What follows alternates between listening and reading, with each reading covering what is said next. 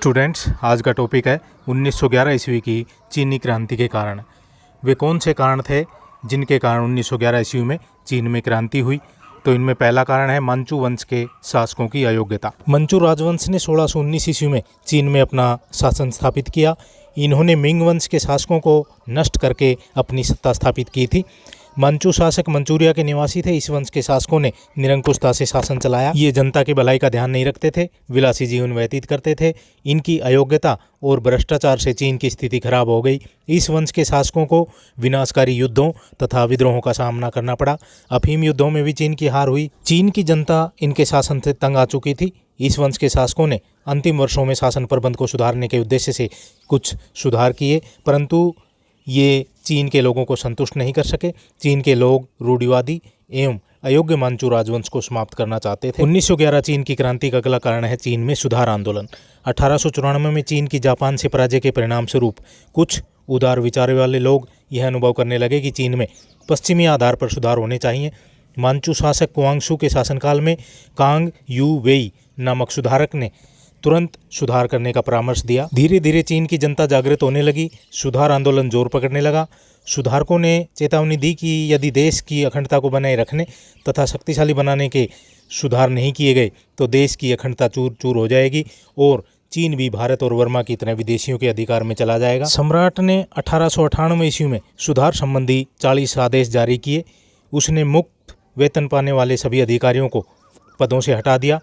उसने शिक्षा प्रणाली, शासन, वित्त, नौसेना और सेना के क्षेत्र में अनेक सुधार किए, परंतु ये सुधार केवल 100 दिनों तक ही लागू रह सके। चीन के रूढ़िवादी और प्रतिक्रियावादी लोगों ने इन सुधारों का विरोध किया। उन्होंने राजमाता तुजुशी की सहायता से सम्राट कुआंगशु को बंदी बना लिया और जेल में डाल दिया। राजमाता ने सारी शक्ति अपने हाथ में ले ली, सुधारों को रद्द कर दिया। महारानी ने सुधारवादियों के विरुद्ध कठोर दमनकारी नीति अपनाई। विदेशी शक्तियों ने चीन के विभिन्न भागों में रियायतें प्राप्त करने के लिए अपने अपने क्षेत्र कायम कर लिए और देश का अनेक प्रकार से शोषण करने लगे। इसे सहन न करते हुए उत्तरी चीन के बहुत से लोग विदेशियों के विरुद्ध हो गए। कुछ लोगों ने बॉक्सर नामक संघ का संगठन कर लिया जो विदेश विरोधी था। 1899 1900 में इस संघ के नेताओं की गतिविधियों के कारण विदेशियों के विरुद्ध भयानक एवं विशाल विद्रोह हो गया जो बॉक्सर विद्रोह के नाम से प्रसिद्ध है। बॉक्सर विद्रोह के बाद महारानी ने कुछ सुधार किए, परंतु लोग इनसे संतुष्ट नहीं हुए। धीरे धीरे मंचू वंश के विरुद्ध लोगों की भावनाएं प्रबल होने लगी। चीन के सम्राट कुआंगशु और महारानी शुअसी की 1908 में मृत्यु हो गई। महारानी की मृत्यु के बाद मंचू वंश कमजोर और नेतृत्वहीन हो गया, जिसने क्रांति के मार्ग खोल दिए। चीनी क्रांति का नेक्स्ट कारण है विदेशी शोषण के विरुद्ध प्रतिक्रिया। चीन अपने अतीत के आधार पर अपनी सभ्यता संस्कृति को विश्व में सर्वश्रेष्ठ मानता था और विश्व सभ्यता का केंद्र भी मानता था, परंतु विदेशी जातियों ने चीन को खरबूजे की तरह बांटकर यहाँ लूट खसोट करनी शुरू कर दी। चीनी शासकों की सत्ता असहाय जैसी हो गई। चीन में यूरोपीय लोगों के प्रदेश के विरुद्ध ताइपिंग विद्रोह हुआ। विद्रोह दमन के समय चीनी सभ्यता एवं संस्कृति का खुलकर मजाक उड़ाया गया। चीनी जनता विदेशी शक्तियों की गतिविधियों से तंग आ चुकी थी। इस प्रकार के शोषण ने क्रांति का धरातल तैयार कर दिया। नेक्स्ट कारण है जनसंख्या वृद्धि एवं खाद्य समस्या। चीन की जनसंख्या तेजी से बढ़ रही थी। 1885 ईस्वी में चीन की जनसंख्या 37 करोड़ 70 लाख थी, जो बढ़कर 1911 में 43 करोड़ हो गई। बढ़ती जनसंख्या के कारण बड़ा भाग निर्धनता एवं भूख का शिकार हो गया। सरकार ने लोगों की निर्धनता तथा अनाज के अभाव को दूर करने के विशेष प्रयास नहीं किए। 1910-11 में चीन की अनेक नदियों में बाढ़ आई, जिसमें लोग डूब गए, मर गए और बेघर हो गए। अब लोगों के पास क्रांति के अलावा कोई मार्ग नहीं था। नेक्स्ट कारण है आर्थिक असंतोष और भारी कर। चीन की आर्थिक स्थिति खराब थी। युद्धों की क्षतिपूर्ति के तौर पर भारी धनराशि देने तथा ऋण पर ब्याज देने और विद्रोहों का दमन करने पर भारी धन खर्च हुआ। साम्राज्यवादी देश चीन को लूट रहे थे। चीनी बंदरगाहों पर विदेशी जहाज बिना किसी बाधा के घूमते थे। चीन की सरकार के सेना के पुनर्गठन, 1894-95 में जापान द्वारा पराजय, 1900 में बॉक्सर विद्रोह, रेल निर्माण और नई शिक्षा नीति पर अत्यधिक धन खर्च किया गया। सरकारी खजाना खाली होने लगा। सरकार ने जनता पर भारी कर लगा दिए। अधिकतर जनसंख्या इन करों को देने में सक्षम नहीं थी। शासक वर्ग ने कठोर नीति अपनाई। जनता ने विद्रोह कर दिया। नेक्स्ट कारण है प्रवासियों का प्रभाव। रोजगार की तलाश में बहुत से चीनी लोग विदेशों में जाकर बसने लगे। 1830 से 1911 ईस्वी तक लगभग 30 लाख लोग अमेरिका जाकर बस गए। इनकी भारी संख्या को देखकर अमेरिकी सरकार ने चीनी लोगों के प्रवेश पर प्रतिबंध लगा दिया। इसके बाद चीन के लोगों ने कनाडा, फिलीपीन, मलाया, सिंगापुर आदि देशों में जाना शुरू कर दिया। 1911 ईस्वी तक केवल मलाया और सिंगापुर में रहने वाले चीनी लोगों की कुल संख्या 25 लाख तक पहुंच गई। ये लोग विदेशों से धन कमाकर अपने देश में धन भेजने लगे। अपने देश से विदेशियों को बाहर निकालने के लिए गुप्त संगठनों की स्थापना में योगदान दिया, आर्थिक सहायता दी। अतः प्रवासियों की सहायता से चीनियों ने मंचू सरकार के विरुद्ध क्रांति कर दी। नेक्स्ट कारण है शिक्षा का प्रसार। चीन में प्राचीन एवं परंपरागत शिक्षा प्रणाली प्रचलित थी, जिसमें विद्यार्थियों को प्रशासनिक नौकरियां प्राप्त करने के लिए चीनी साहित्य एवं संस्कृति का ज्ञान प्राप्त करना आवश्यक था। लेकिन यूरोपीय संपर्क में आने के बाद ईसाई मिशनरियों ने चीन में पश्चिमी शिक्षा का प्रसार किया। अनेक स्कूल खोले गए। चीनियों ने भी विदेशों में जाकर पश्चिमी शिक्षा प्राप्त की।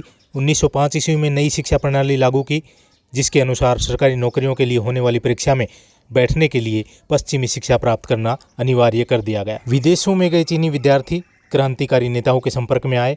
विदेशों में उच्च शिक्षा प्राप्त करने के बाद उच्च प्रशासनिक पदवियां प्राप्त करने के लिए जब ये नवयुवक अपने देश में वापस आए तो चीन की अयोग्य सरकार इन्हें नौकरियां देने में असमर्थ रही। ये निराश और बेरोजगार लोग क्रांतिकारियों के प्रभाव में आ गए। इन्होंने ऐसा शासन प्रबंध स्थापित करने का प्रयास किया जैसा इन्होंने पश्चिमी देशों में देखा था। नेक्स्ट कारण है ईसाई धर्म का प्रचार। विदेशियों के आगमन के साथ ही ईसाई मिशनरियों ने चीन में बिना रोक टोक आना शुरू कर दिया, ईसाई धर्म का प्रचार करना शुरू किया। ये बड़ी संख्या में चीनी लोगों को ईसाई बनाने में सफल रहे। चीन के लोग ईसाई बने चीनियों से घृणा करने लगे, इनसे संपर्क रखना ये पसंद नहीं करते थे। यह भी कहा जाता है कि नए ईसाई विदेशी शक्तियों के बल पर चीनी लोगों की लड़कियों से विवाह करते थे। ईसाई चीनी सभ्यता और संस्कृति का अपमान करते थे। विदेशियों के बढ़ रहे प्रभाव से चीनी शासक भी दुखी थे। मंचू शासकों ने लोगों में यह प्रचार करना शुरू कर दिया कि उनकी सभी समस्याओं का कारण विदेशी लोग हैं। अब जनता के पास क्रांति ही विकल्प था।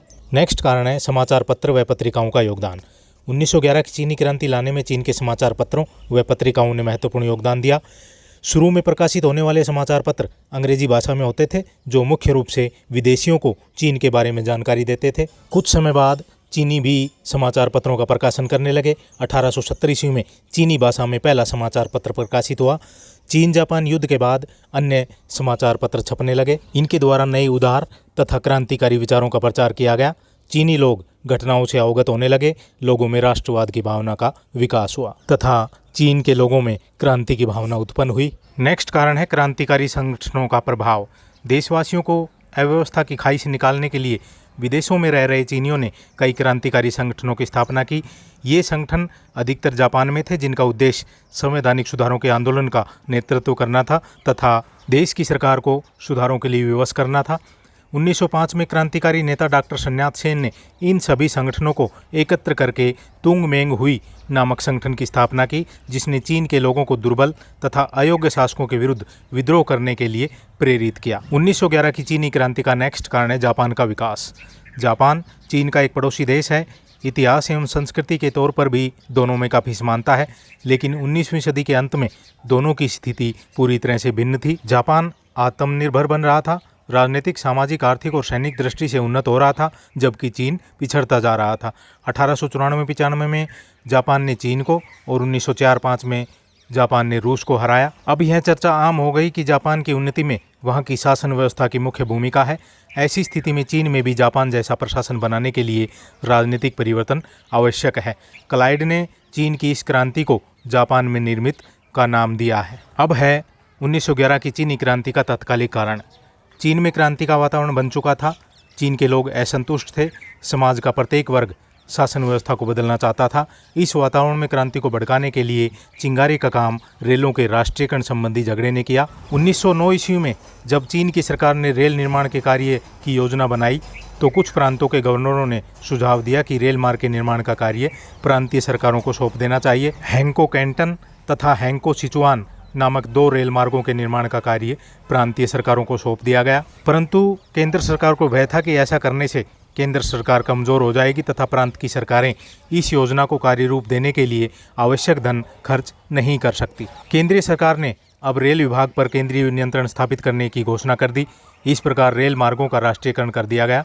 इसके लिए 4 विदेशी बैंकों से 60 लाख पाउंड का ऋण लिया गया। इसका प्रांत की सरकारों ने विरोध किया क्योंकि इस ऋण का अधिकतर भाग उन्हें ही लौटाना था। क्रांतिकारियों ने इस योजना को भ्रष्ट मंचू प्रशासन का स्थायी रूप से कायम रखने का एक प्रयत्न समझा। इसके बाद लोगों ने विरोध करना शुरू किया, दुकानें बंद कर दी गई, विद्यार्थियों द्वारा स्कूल और कॉलेजों का बहिष्कार किया गया, कर्मचारियों ने काम करने का बहिष्कार किया, सरकार को कर देना बंद कर दिया। यह विरोध सितंबर 1911 तक पूरे चीन में फैल गया। सरकार ने इनके प्रति दमन की नीति अपनाई। तो स्टूडेंट्स, ये थे 1911 की चीनी क्रांति के कारण जो BA 6 सेम के लिए उपयोगी हैं। ज़्यादा से ज़्यादा स्टूडेंट्स को शेयर करें। Thank you.